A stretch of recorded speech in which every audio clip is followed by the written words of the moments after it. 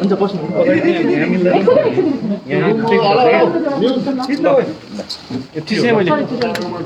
ल अब छोडिदिउँ त एकैछिन है छिटो है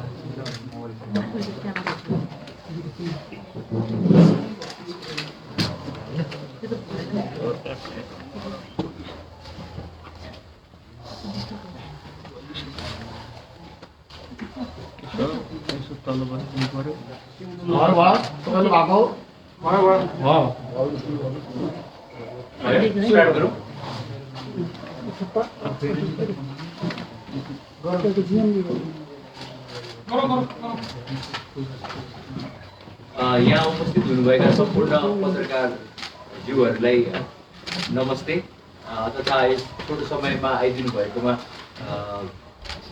धेरै धेरै धन्यवाद दिन चाहन्छु। नेपाली क्रिकेटमा विकसित भइरहेको पछिल्लो घटनाक्रमले हामीलाई निकै दुखी बनाएको छ।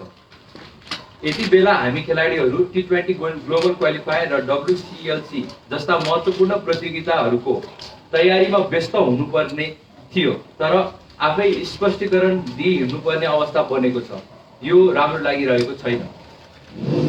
तर नेपाल क्रिकेट सङ्घको पछिल्लो निर्णयपछि धेरै पत्रकार साथीहरूले चासो राख्नुभयो, हाम्रो धारणा माग्नुभयो। क्रिकेट सङ्घको पत्र आओस् त्यसपछि आफ्नो धारणा राख्ने भन्ने थियो। तर क्रिकेट सङ्घले विज्ञप्ति जारी गरेर आफ्नो निर्णय सार्वजनिक गरिसकेको र पदाधिकारीहरूले पनि त्यसबारे सञ्चार माध्यमहरूमा आफ्नो धारणा ल्याइराख्नु भएकाले हामी पनि केही भन्नु उपयुक्त हुन्छ भन्ने लागेर यो पत्रकार सम्मेलन आयोजना गरेका हौँ। नेपाली क्रिकेट कुन अवस्थाबाट आज यो स्थितिमा आयो, हामी खेलाडीहरूले कस्तो कठिन अवस्थामा पनि क्रिकेट खेलिरह्यौँ, तपाईँहरूलाई भनिराख्नु नपर्ला। हामीले कहिले के पाउँछौँ भनेर हेरेनौँ, तलब आउँछ कि आउँदैन, सेवा सुविधा के पाउँछौँ सोधेनौँ खोजेनौँ।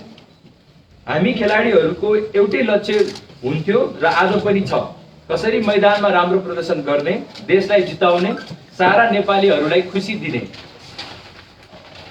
हिजो हामी डिभिजन 5 मा थियौँ। खेलाडीहरूको मेहनत र सबैको साथ सहयोगले नेपाल T20 विश्वकप खेल्यो, ODI नेसनको मान्यता पायो, केही ऐतिहासिक सिरिज पनि जित्यो। यो सफलताहरूलाई निरन्तरता दिने मात्र होइन, अझ माथि लैजान सकियोस् भन्ने हामी चाहन्छौँ। तर यसका लागि मैदानमा खेलाडीहरूको मेहनतसँगै मैदान बाहिर पनि त्यही अनुसार वातावरण बनोस् भन्ने चाहन्छौँ। तर पछिल्लो समय खेलाडीहरूको ग्रेडिङ लिएर जुन विवाद देखिएको छ, यसले हामीलाई अत्यन्त दुखी बनाएको छ। हामीले बुझेको खेलाडीहरूको ग्रेडिङ उसले पाउने तलब मात्र होइन, देशको लागि गरेको योगदान कदर पनि हो, अझ राम्रो गर्न प्रोत्साहन पनि हो। नेपाली क्रिकेटमा सन् 2015 तिर ग्रेडिङको सुरुवात भयो। हामीले बुझेसम्म नेपाल T20 विश्वकपमा पुगेपछि ICC ले प्लेयर्स बेनिफिट फन्डबाट $50,000 टिमलाई खर्च गर्ने गरी उपलब्ध गराएको थियो। त्यस बेला तत्कालीन क्याम्प प्रशिक्षक, कप्तान, उपकप्तान र केही सिनियर खेलाडीहरू बीच छलफल गरेर यो रकमलाई राष्ट्रिय टिमका 14-15 जना खेलाडीलाई मात्र नभई क्याम्पमा रहेका अन्य खेलाडीसम्म पनि समेटेर अगाडि बढ्ने निष्कर्षमा पुग्यौँ। त्यस अनुसार खेलाडीहरूको ग्रेडिङ गर्ने र मासिक तलब दिने व्यवस्था भयो। यसले हामी खेलाडीहरूको मनोबल बढ्ने हाम्रो विश्वास थियो।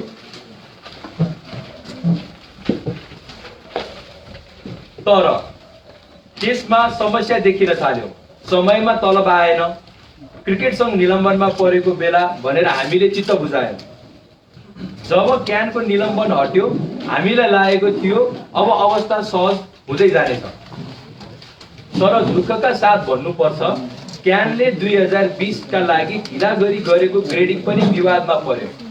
हामीले पनि आफ्नो धारणा राख्यौँ, क्यान पनि छलफलका लागि तयार भयो। छलफलमा ग्रेडिङमा परेकाहरूलाई कायमै राख्दै अपग्रेड हुनुपर्नेहरूलाई अपग्रेड गर्ने, जो खेलाडीहरू ग्रेडिङमा छुटेका छन् उनीहरूलाई समावेश गर्ने र आगामी दिनमा निश्चित मापदण्ड बनाएर समयमै सम्झौता गर्ने सहमति भएको थियो। तर 2021 को ग्रेडिङमा पनि पूर्व सहमति अनुसार समयमै हुन सकेन। सुरुको 3 महिना अघिल्लो वर्षकै ग्रेडिङका आधारमा बिना सम्झौता हामीलाई तलब दियो। त्यसपछि पनि ग्रेडिङमा प्रगति भएन। एकै पटक अक्टोबर अन्त्यतिर खेलाडीलाई बोलाएर सम्झौता पत्रमा हस्ताक्षर गर्न भनियो। मापदण्ड कस्तो बनेको छ, किन यो ग्रेडमा परेको हो भन्ने समेत जानकारी दिइएन। मापदण्ड बनाउँदा कप्तान, उपकप्तान र सिनियर खेलाडीहरूसँग परामर्श गर्ने विगतको परम्परा पनि तोडियो।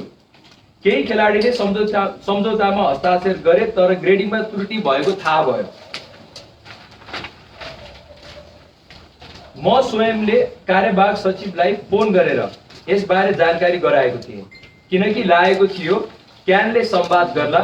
विगतमा झै संवाद र छलफलको माध्यमबाट कमी कमजोरी पहिलाएर सच्याउने अग्रसरता लिएला। क्यानका पदाधिकारीहरूले पनि सार्वजनिक रूपमै स्वीकार गर्नुभएको थियो कि अप्रिल मेमा मापदण्ड र ग्रेडिङ तयार भएको हो, तर अक्टोबरको बोर्ड बैठकमा पेश गरेर पास गरेका कारण यस्तो अवस्था आएको हो। ग्रेडिङ समयमै हुनु पर्थ्यो। जेसुकै कारणले होस् 10 महिना ढिला भइसकेको अवस्थामा राष्ट्रिय टिममा भएका तर ग्रेडिङमा छुटेकाहरूलाई पनि समावेश गरौँ, ग्रेडिङमा पनि आवश्यकता अनुसार सुधार गरौँ र आगामी दिनमा मापदण्ड बनाएर त्यस अनुसार 2022 समयमै सेन्ट्रल कन्ट्र्याक्ट होस्, यसका लागि क्यानले अग्रसरता ल्याओस्। क्यान पदाधिकारीहरूसँग भएको संवादहरूमा पनि त्यही भनेका थियौँ। तर उल्टो सम्झौतामा हस्ताक्षर नगरेको तथा ग्रेडिङमा असन्तुष्टि जनाएको विषयलाई लिएर हामीलाई स्पष्टीकरण सोध्ने काम भयो। जवाब दिनु हाम्रो कर्तव्य थियो। त्यसैले मापदण्डमा भएको त्रुटि सच्याउनु पर्ने मतसहित जवाब दियौँ। टिममा रहेका अरू खेलाडीहरूले पनि ग्रेडिङमा त्रुटि भएको सच्याउनु पर्ने धारणा राखेपछि हामीले क्यानको ध्यान आकर्षण गरायौँ।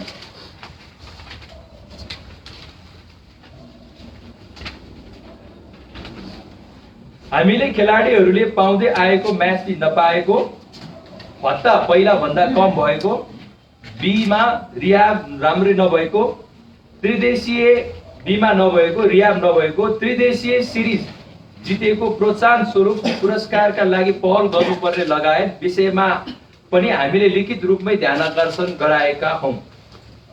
त्यसपछि क्यानले छलफलमा बोलायो। काठमाडौँमा उपलब्ध खेलाडीहरूसँग भएको त्यो छलफलमा क्यानका केही पदाधिकारी र कर्मचारीहरूले सबै खेलाडीलाई मापदण्ड र सम्झौताका साथै अरू विषयमा पनि लिखित रूपमै जानकारी गराउने भन्नुभएको थियो। तर अहिलेसम्म कुनै जानकारी गराइएको छैन। बरु केही दिनमै हामी 4 जनालाई पहिलोको स्पष्टीकरणको जवाब चित्त बुझ्दो नभएको भन्दै 72 घण्टाभित्र स्पष्टीकरण दिन भनियो। हामीले दोस्रो पटक पनि उहाँहरूलाई जवाब दियौँ। हामीलाई लागेको थियो हामीले उठाएका विषयमा क्यानको बोर्डमा बैठकमा छलफल होला, निकास खोज्ला। तर क्यानका कतिपय पदाधिकारीहरूबाट सार्वजनिक रूपमा हामीलाई लाञ्छना लगाउने, कारबाही गर्ने सम्मका धम्की दिने काम भयो। तर 81 कप्तान र उपकप्तान हटाउने, 2022 मा 6 महिनासम्म सेन्ट्रल कन्ट्र्याक्टमा नराख्ने जस्ता कारबाही गरेका समाचारहरू आए। यसले हामीलाई निकै दुखी बनाएको छ कि हामीले नेपाली क्रिकेटमा आजसम्म गरेको समर्पणको सम्मान यही हो। आफ्नो हक अधिकारका लागि आवाज उठाएकै आधारमा देशका लागि वर्षौं खेलेका आफ्नो सबै इच्छा आकांक्षा मारेर क्रिकेटमा लागेका खेलाडीहरूलाई यसरी कारबाही हुन्छ भने भोलिको दिनमा नयाँ पुस्ता कसरी आकर्षित होला? हामी अहिले पनि चाहन्छौँ नेपाली क्रिकेटमा देखिएका सबै समस्या हल गरौँ, खेलका लागि राम्रो वातावरण बनियोस्। यसका लागि नेपाल क्रिकेट संघले अभिभावकीय भूमिका खेल्दै स्वर निर्णयलाई पूर्ण विचार गरोस्। हामी र हामी जस्ता क्रिकेट खेलमा भविष्य खोजिरहेका खेलाडीहरूले ब्याट र बल छाड्नु पर्ने दुर्भाग्य अवस्था नबनोस्। यसलाई पुनः विचार गर्नु हुन आग्रह पनि गर्दछौँ। धन्यवाद।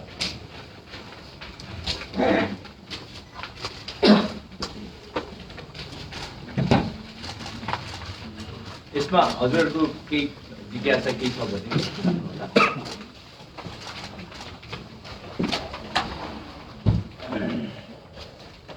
यस्तो भयो, क्रिकेटको पदाधिकारीले चाहिँ हामी ठिक छौँ भन्ने अनि क्रिकेट खेलाडीहरूले हामी ठिक छौँ भन्ने भयो। तपाईँसँग संवाद भएको रहेछ, कोसँग संवाद भएको र के कुराहरूमा सहमति भएको छ? होइन, हाम्रो छलफल हुँदाखेरि अब कार्यवाहक सचिवज्यू, कोषाध्यक्षज्यू, अब जिएम सिएम हुनुहुन्थ्यो होइन। हामी 7-8 जना खेलाडीहरू थियौँ, त्यो बेला छलफल भएको थियो र उहाँहरूले चाहिँ हामीलाई पत्रचार भन्नाले मापदण्डको ग्रेडिङदेखि लिएर सबै कुराहरू हामी पत्रचार गर्छु इमेल मार्फत भन्नुभएको थियो र हामी त्यही आशमा कुरिरहेका थियौँ। अब वाट नेक्स्ट भन्ने आउला नि त। अब अर्को बिग क्वेसन त होइन, अब तपाईँहरू के गर्नुहुन्छ? त्यो हुन त यसले अब अलिकति पोलिटिकल रूपमा लिइसकेको जस्तो लाग्यो। जस्तो चाहिँ प्रधानमन्त्री त्यहाँसम्म कुरा पुगिसक्यो, प्रधानमन्त्रीले क्याम्पहरू त्यसलाई फोनै गरिसकेको भन्ने समाचारहरू आइरहेको छ। तपाईँहरूको अबको स्टेप चाहिँ के हुन्छ? होइन, फेरि यसलाई पुनर्विचार गरियोस् होइन। अब हामी यो क्रिकेट रोक्ने यसमा भन्ने पक्षमा होइन, हामी क्रिकेट हल गरेर जाने। अब क्यान हामी सबै एउटै ठाउँको एउटै परिवार हो होइन। यसलाई चाहिँ बल्झाउनु भन्दा पनि अब इम्पोर्टेन्ट टुर्नामेन्टहरू अगाडि आइरहेको छ, यसलाई सल्झाएर चाहिँ एकै ठाउँमा बसेर फेरि संवादमा आएर यसलाई चाहिँ अगाडि बढाएर चाहिँ निकालोस् भन्ने नै हो।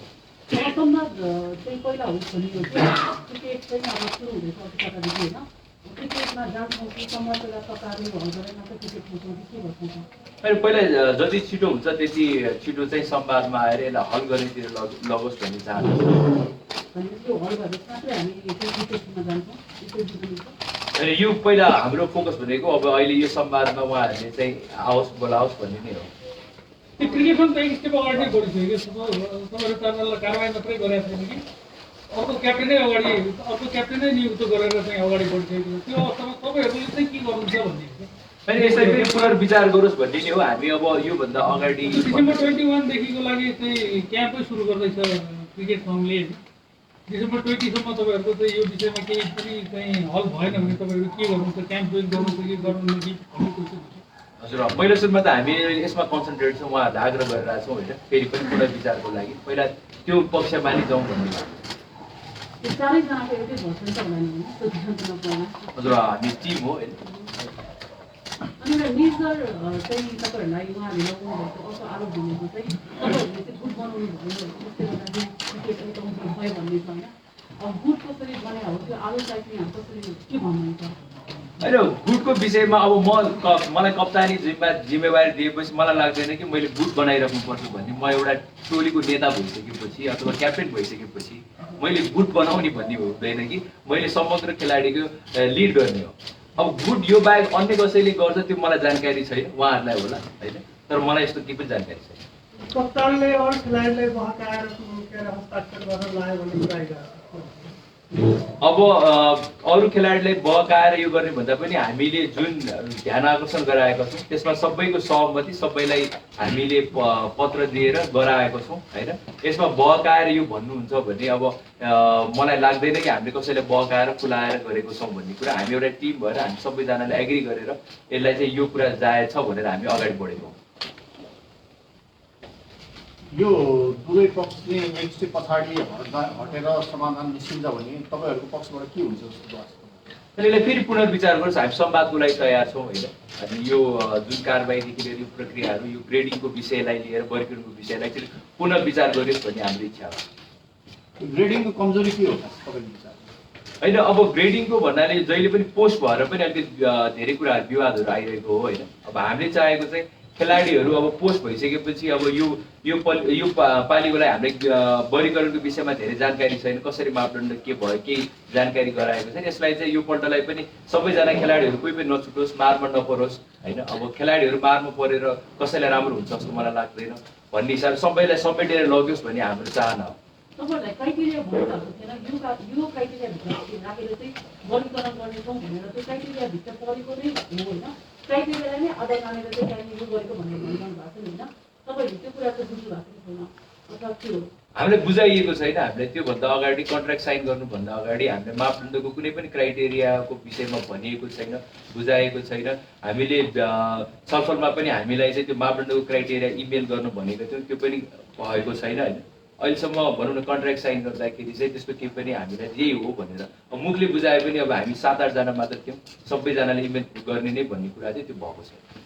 यहाँले पुनर्विचार गरियोस् भन्नुभयो होइन, क्याम्प पदाधिकारीहरूले चाहिँ यदि खेलाडीहरूले माफी माग्नुहुन्छ भने उहाँले केही मिस्टेक भयो भन्नुहुन्छ भने हाम्रो खेलाडी हो, हामी उहाँहरूलाई चाहिँ यो फ्लेक्सिबिलिटी बनाएर यो कारवाहीको बारेमा पनि कोही सोध्न सक्छौँ भन्ने प्रतिक्रिया दिनुभएको छ। यहाँको साइडबाट चाहिँ पुनर्विचार हुन्छ भने के हुन्छ र कस्तो स्टेप लिएर चाहिँ अगाडि जानुहुन्छ? होइन, अब गलत गरेको भए माफी माग्ने भन्ने कुरा हुन्छ। हामीले त यदि हामीले कुनै पनि खेलाडीको विषयको हकितको लागि, बेसिक निड्सको लागि हामीले डिभिजन 5 देखि ओडिआई नेसन भन्ने हामीहरू प्राउडली भनिरहेको छ भने यो आधारभूत कुराको लागि चाहिँ हामीले कुरा राख्दाखेरि चाहिँ हामीले गलत गऱ्यौँ, हामीले अनुशासन तोड्यौँ भनिराख्नु भएको छ भनेदेखि मलाई जहाँसम्म लाग्छ त्यो चाहिँ राम्रो हो जस्तो लाग्छ।